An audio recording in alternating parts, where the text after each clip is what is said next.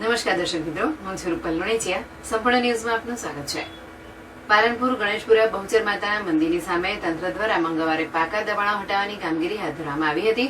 જો કે આ કાર્યવાહીના પગલે રહીશોના આંખમાંથી આંસુ સરી પડ્યા હતા. સરકાર દ્વારા ગેરકાયદેસર દબાણો દૂર કરવાની કાર્યવાહી ચાલી રહી છે. તેવામાં પાલનપુર સિટી સર્વે કચેરીમાં અગાઉ દબાણના મુદ્દે થયેલી રજૂઆતના પગલે પાલનપુર ગણેશપુરા બહુચર માતાના મંદિર સામે પાકા મકાનોના દબાણો દૂર કરવાની કાર્યવાહી પાલનપુર સિટી સર્વે દ્વારા નગરપાલિકા અને પોલીસને સાથે રાખી જેસીબી લઈ હાથ ધરવામાં આવી હતી. જોકે દબાણ પાડે તે પહેલા તેમના દ્વારા મકાનો પર લગાવેલા પતરા સહિતના દબાણો ખોલવામાં આવી રહ્યા હતા. ત્યારબાદ દબાણ દૂર કરવાની કાર્યવાહી હાથ ધરાઈ હતી, જેના પગલે આજુબાજુથી લોકોના ટોળે એકત્રિત થઈ ગયા હતા. આ અંગે મકાન માલિકોએ જણાવ્યું હતું કે અમે કોઈને નડતા નથી, તેમ છતાં અમારા દબાણ તોડવામાં આવી રહ્યા છે. સરકાર ગરીબોની સરકાર નથી, ગરીબોની હાઈ ન લેવાય. અમારા ઘર તોડ્યા છે તો અમને રહેવા માટે ઘર આપો અથવા જમીન આપો. નહીં તો અમે અહીં તંબુ તાણીને રહીશું, જગ્યા તો નહીં જ છોડીએ, તેમ જણાવ્યું હતું.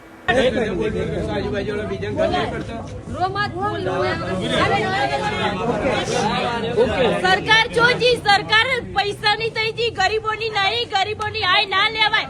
સરકારને અમે નહીં નડતા, અમે નગરપાલિકાને નહીં નડતા, તો એ હાલ સરકાર ગરીબોને બધા ઘર પડાવે.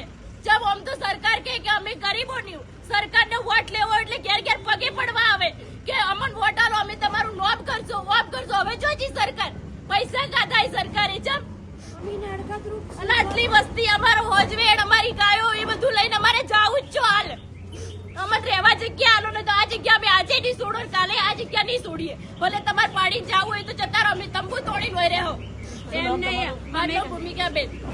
લોકો ચો જાઓ, અમારા બાળ બચ્ચા 2-3 મહિનાના છે, એ લાઈન ચો જાઓ. અને તારીખ 10 તારીખને કીધી હતી અને આજ ના ચમ આયા.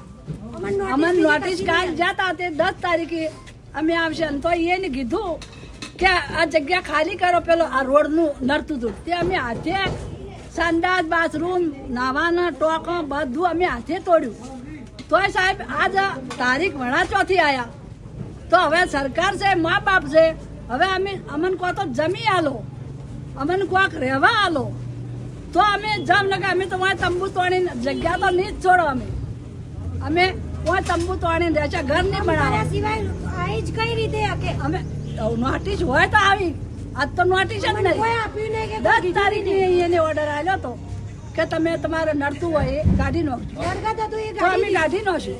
તો હવે અમે ચો જાઓ, સરકાર છે, મા બાપ છે, સરકાર રાહત આલે છે, ઘર કરવા આલે છે અને પાડવા આવે છે.